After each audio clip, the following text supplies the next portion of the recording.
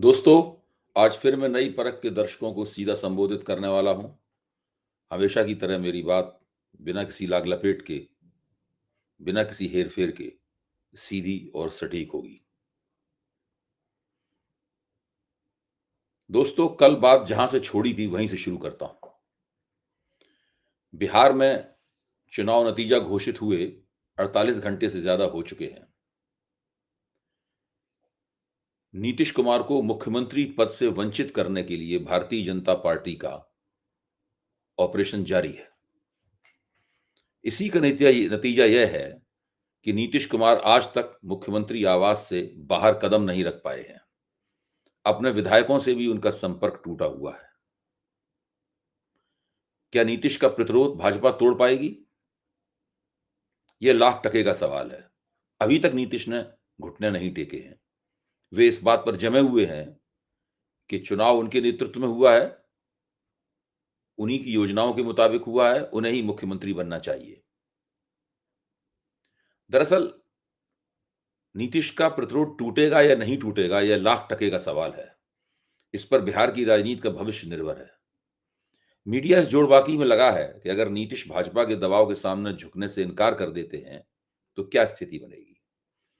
Media का गणित कहता है कि नीतीश अगर पलटते हैं, तो सूरत में नीतीश और महागठबंधन मिलकर 125 तक पहुंचते हैं मुश्किल से।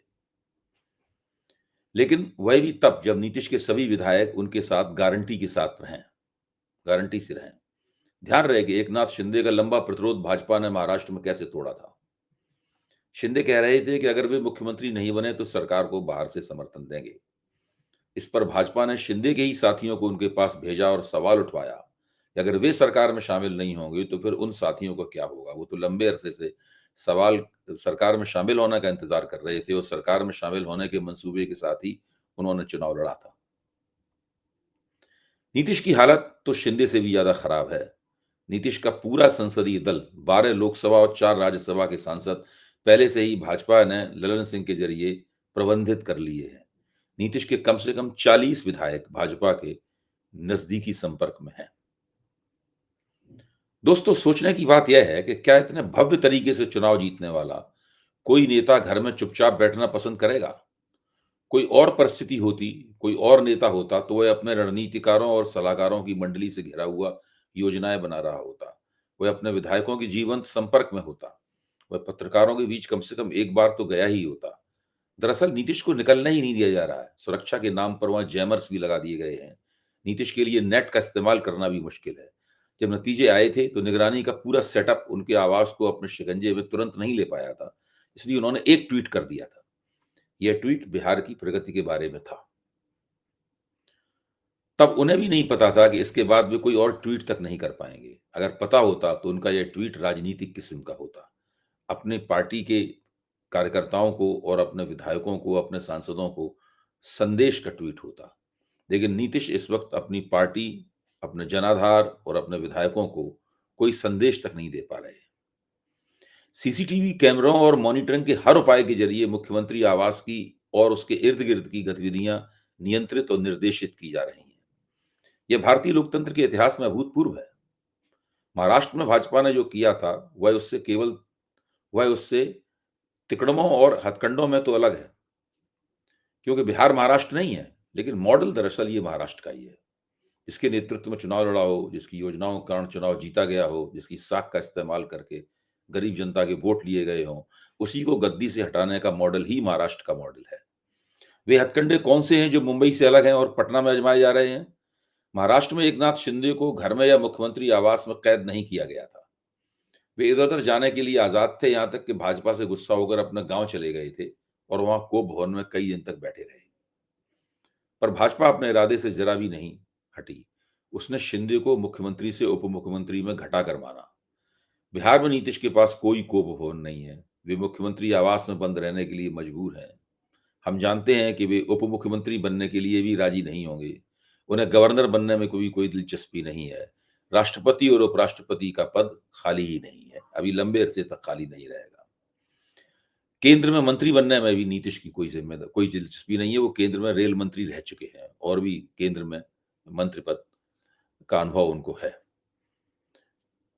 मुख्यमंत्री आवास पर बीएसएफ और सीआरपीएफ का पहरा लगा हुआ है। किसी भी पत्रकार से पूछिए, वो यही कहेगा कि पहरेदारी के कारण मुख्यमंत्री आवास में आवाजाही बहुत ही सीमित है, दिखाई दे रही है। बड़े नियंत्रित ढंग से एक ही तस्वीर मुख्यमंत्री आवास से पिछले 48 घंटे में बाहर निकाली गई है। चिराग पासवान से मिलते हुए, बाकी किसी नेता से मिलते हुए नीतीश की तस्वीरें भी उपलब्ध नहीं है।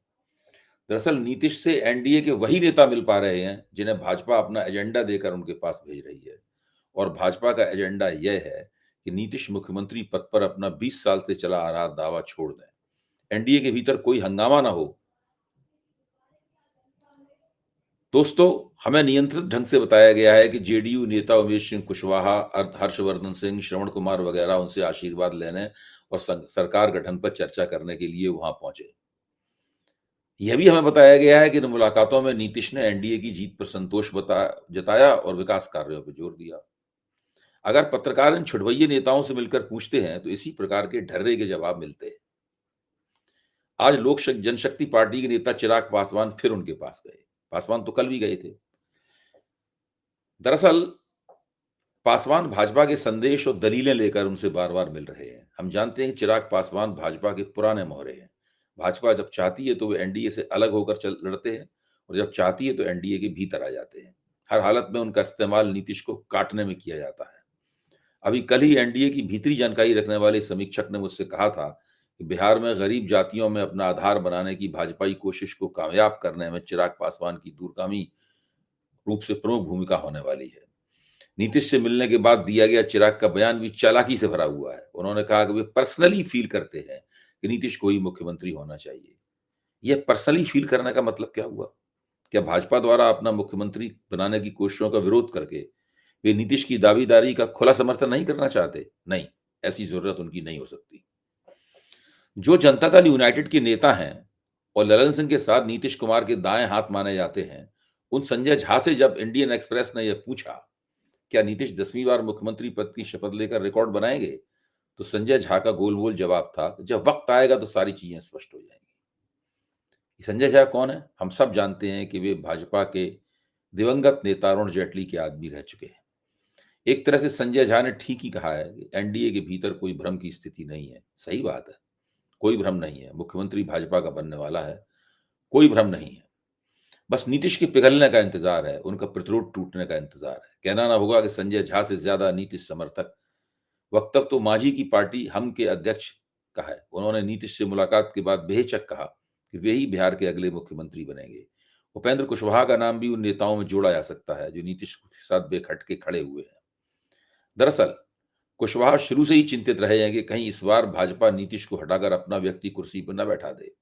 अगर ऐसा हुआ तो कुशवाहा को पता है कि किसी भाजपाई पिछड़े की आड़ में सामाजिक न्याय के विरोधियों की हुकूमत ही चलने वाली है।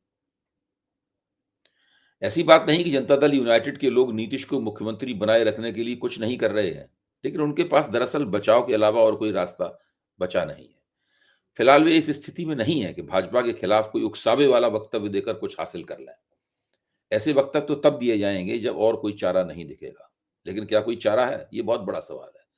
इस समय नीतीश के लोगों की कोशिश भाजपा के ड्रीम या सपने को, बिहार के ड्रीम या सपने को मोदी नीतीश की जोड़ी के रूप में परिभाषित करके अपना केस पेश करने की के अलावा कुछ नहीं है। यानी कहा यह जाए कि मोदी प्रधानमंत्री हों और नीतीश मुख्यमंत्री हों, यही बिहार का सपना है। लेकिन क्या भाजपा इस सूत्रीकरण को सुनकर नीतीश के प्रति नरम हो जाएगी? दरअसल नीतीश के लोगों द्वारा किए जाने वाला यह सूत्रीकरण कुल मिलाकर, जैसा कि मैंने कहा, बचाव की कोशिश ही है।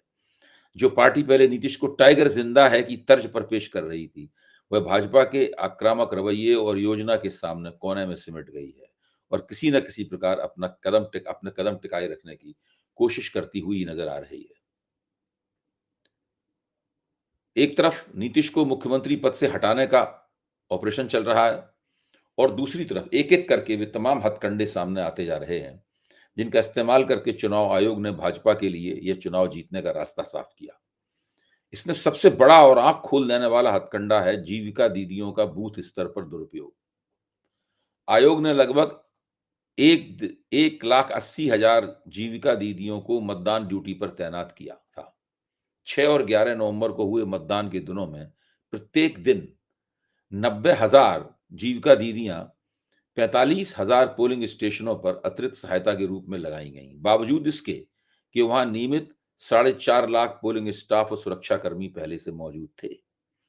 इनमें से अधिकांश दीदियां महिलाओं के स्वयं सहायता समूह से जुड़ी हुई हैं। चुनाव से ठीक पहले जीविका योजना के तहत बिहार सरकार ने अन्य महिलाओं के साथ इन दीदियों को व्यवसाय शुरू करने के लिए 10-10 हजार रुपए की एक मुश्त राशि का भुगतान किया था।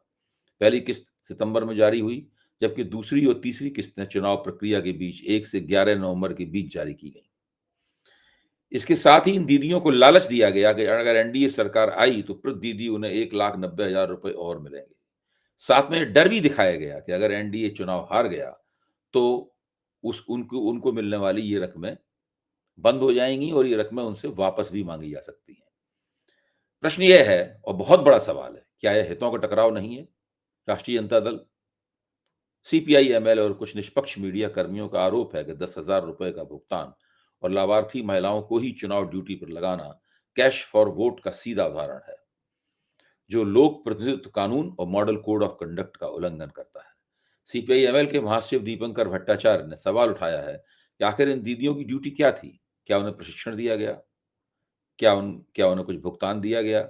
या वे एनडीए के पक्ष में महिलाओं को वोट डालने के लिए मोबिलाइज करने हेतु इस्तेमाल हुई? कुछ पूर्व चुनाव आयुक्तों का कहना है कि इसके पक्ष में दिया गया चल रही योजनाओं जैसी दलील सड़क या पुल जैसी सार्वजनिक योजनाओं के लिए है, न कि व्यक्तिगत लाभार्थियों को नकद देने के लिए। अरवल में एक पीठासीन अधिकारी की मौत के मामले में ईसीआई ने जीविका दीदियों द्वारा वोट प्रभावित करने की शिकायतों का संज्ञान लिया है।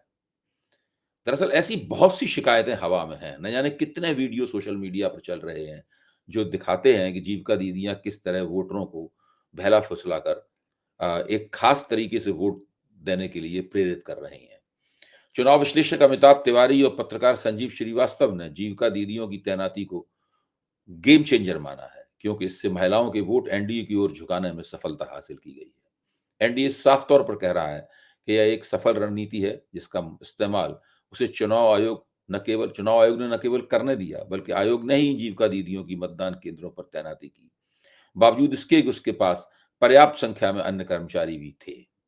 धीरे धीरे यह भी खुलकर सामने आ रहा है कि एसआईआर के कारण काटे गए और जोड़े गए वोटों ने क्या खेल किया। इसका एक उदाहरण बक्सर यानी निर्वाचन क्षेत्र संख्या 200 के रूप में सामने आया है।